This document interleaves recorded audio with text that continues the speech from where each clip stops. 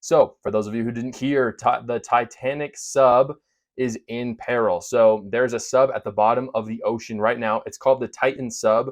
Titan, I assume, is a play on words for Titanic. The reason why is because this submarine is designed specifically to go to the bottom of the ocean and analyze and view the Titanic. Now, this is pretty much a submarine for kind of like tourism, on a very like small scale. So you can only actually fit 5 people in this submarine, and it's 250 grand a pop. According to the website, like they say that this submarine, like they have all kinds of people on it. So they say that there's billionaires on it, millionaires, and then people who will literally mortgage their house so they can go down and see the Titanic. I don't really buy that. I feel like, at least from the data that I mean, it's only been open for like 2 years, but the data I've seen is like there was one guy who mortgaged his house to go down. Everyone else is pretty much rich because it literally costs 250 grand. And who has 250 grand to go see the Titanic? But the reason why people are talking about this today is because this submarine has been down there for like 5 days at this point, and it's only meant to be down there for like 10 hours. As I'm filming this podcast, it is Thursday. It's being aired tomorrow, Friday. As of now, they are supposed to, like literally like right now, the time in the day, they're supposed to be running out of air. So it's a very tight situation. I want to talk about what happened. So the Titan sub is basically a voyage that goes down about 3 times a year, or it started in 2021. Now this year they were anticipating that this was going to be the only voyage due just some changes in the weather from the last 2 years. Obviously, this is definitely going to be the only one this year and probably the last one ever, because it seems like all 5 people in the voyage, unfortunately, are going to die because there is a rescue effort and they haven't found much yet. According to CBS, they say so the passengers aboard the vessel are British businessmen Hamish Harding. He's a billionaire. Pakistani businessman Shahzada Dawood and his teenage son. Man, I'm really butchering these names. Solomon, French explorer Paul Henry Narjolet, because he's French, I guess, and Stockton Rush, the CEO of OceanGate. OceanGate is the company that does this submarine. CBS continues by saying, OceanGate billed the trip as an opportunity to become one of the few to see the Titanic with their own eyes. Securing a seat on the vessel cost $250,000, according to the company, which bills the trip not as mere tourism, but as a dive with a scientific purpose. Again, I'm not sure exactly how specific that purpose is or how in-depth that is. From my understanding, everyone who's gone down so far has really just wanted to see what there is to see. How it works is they have Stockton Rush, who is the CEO of OceanGate, pilot the craft. They usually have one other come who's kind of like the scientific expert and is kind of giving the tour, and then 3 people who are paying the $250,000 in order to be down there. Now, everyone knows the media is biased. It's not a secret at this point. The question is, what are we going to do about it? And that's why I partnered with Ground News. Now, Ground News, what it is essentially a website that compiles all the news of the big guys, but it talks about the biases behind them. It talks about if they're right-leaning, left-leaning, talks about how much, talks about the kind of people, the background of those specific authors, as well as the owner of the company and why they may have certain biases or leanings to cover certain stories. I love Ground News because it helps me be more informed and craft my own worldview. It allows me to get down to really what is the truth rather than having to kind of sift through the BS of the mainstream media on my own. That's why I use it for this channel. If you go to the link down in the description, you can get 15% off at Ground News. Some of their subscriptions go as low as $1, so definitely worth it. Go check it out so that you can sift through some of those biases. I want to give everyone the timeline for what is happening with the submarine and then give my take on it. So basically on Sunday, they headed down to do their exploration and their mission. They went a little bit earlier on in the day. Again, it was only supposed to last 8 to 10 hours. That night, the submarine did not come up, and the U.S. Coast Guard essentially sounded the call that they needed to go look for it. Shortly after, Canada and France got involved. their coast guards in looking for the submarine. But what gets really eerie about the story is that on Tuesday, so definitely supposed to be air until Tuesday. There's about 96 hours of life support on this, even though it's supposed to only last, you're only supposed to be on there for 10 days. They have about 80 or 10 hours, excuse me. They have about 86 hours in excess for emergencies like this. On Tuesday, they started hearing banging sounds. And when I say hearing, what I mean is that Canada had sonar equipment in the water and they were picking up 30 banging intervals of 30 minutes. So they're hearing banging on the side of what they think was the submarine. Unfortunately, and I'm not super familiar with the equipment they were using, they're not able to find exactly where the submarine is. They have equipment in the water to be able to tow it up, which I know is supposed to be a process of a few hours. So even if they find it, it's going to take a while to get them up. But they were having this 30-minute interval get picked up on their sonar, and so they figured, that's probably the submarine, and it's kind of a distress signal.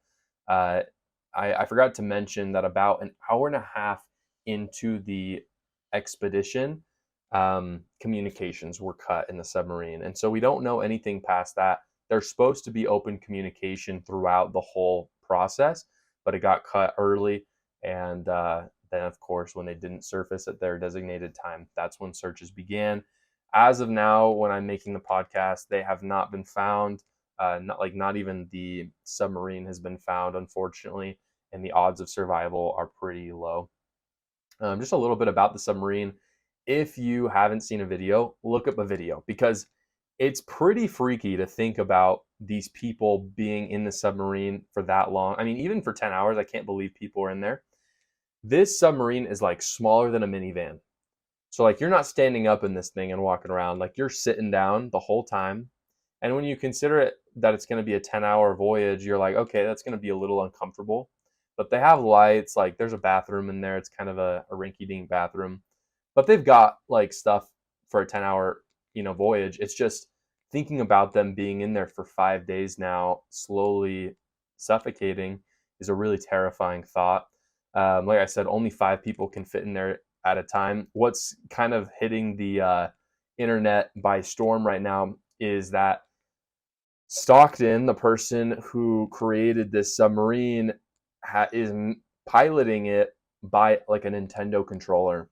And when I say that, I like literally mean a Nintendo controller. Like I'm not being hyperbolic or like being funny. Like literally, he has a controller. And so, and look, I don't know. I don't know anything about submarines. Maybe like that's fine. Maybe it's like a really easy way and like a little more fun. Makes him feel like he's playing Mario Kart while, steering the submarine. Maybe it's actually practical, but on the surface, when they're missing for 5 days, it looks really sketch. Not to mention, you can see in past videos where he's kind of showing off the submarine.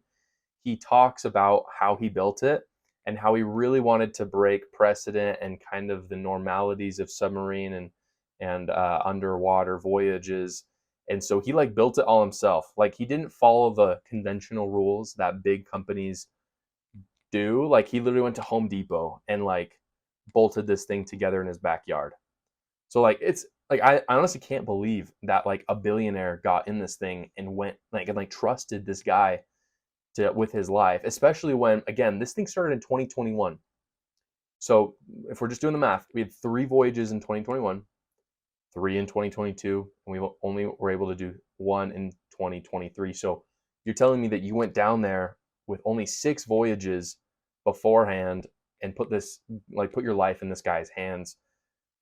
Pretty crazy, kind of irresponsible. I mean, like, and it's not like the submarine looked good. Like, it's not like you kind of heard, oh yeah, it has a controller, like a GameCube controller, and it has like it was made out of Home Depot stuff, but it looks really good. It's got a really good track record. Like if it had 1,000 voyages, I would go down in it. But when it's got 6, and you heard that it was made from Home Depot plywood, it's like, yeah, I don't know if I'm gonna put I'm not gonna come and bring my son. You know what I mean?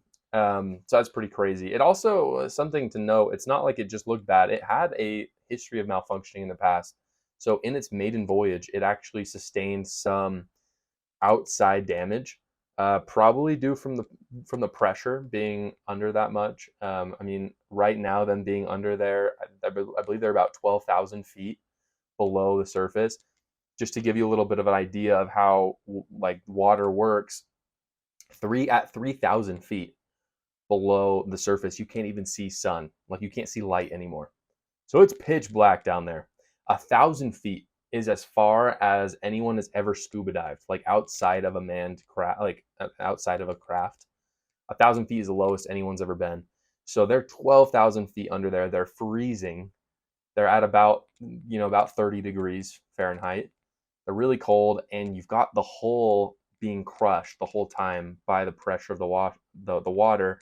And as far as we know, the science says that it shouldn't have like been crushed. Like there shouldn't be water in the submarine, but it's still freaky to know that that thing's just being crushed the whole time, and they're probably hearing noises down there. In addition to having the hull crushed in the maiden voyage, they also had battery problems. So it's not like this has just been like clean the whole time. They've had a history of struggling, which is pretty freaky. My only take on this, I think this is an exciting story. I'm always talking about politics, and I love politics, and I think that's important for Americans to always hear about and to be involved in that process. But I think it's also fun to talk about these stories that, like, in some way, I admire the CEO of this company because he had a dream and he kind of just like went wild with it. Like he went radical with it, and he was able to convince some like really high profile people to go along with him. So in some ways, I actually really admire him, and like I really don't mean this in a bad way, but if he like dies with the submarine, I think that's kind of awesome. Like that's a good way to go, and like I think he probably wouldn't be mad about it. Like I think he accepted those risks. My only concern is that the people who went down with him did not fully understand the risks, and really they couldn't have. Like since he built the submarine, he's really the only person that fully understood the risks. And so that's why I don't really feel sad that he's going to die down there, which I know sounds really bad, but like he's going down with this ship. This was his dream. I think it's actually kind of almost like heroic in a way. Not that he's done anything like heroic for the world, but just for himself. But then on the other hand, I feel really sad for the four other individuals who I'm guessing didn't have a full scope of what was going on. A lot of people have talked about him getting sued. I just don't see that happen. I mean, first off, like you can sue that company for all it's worth and take the money. I think that's fair. I really hope they don't go after his family. I think that's really sad and honestly despicable when people go after other people's families in those situations.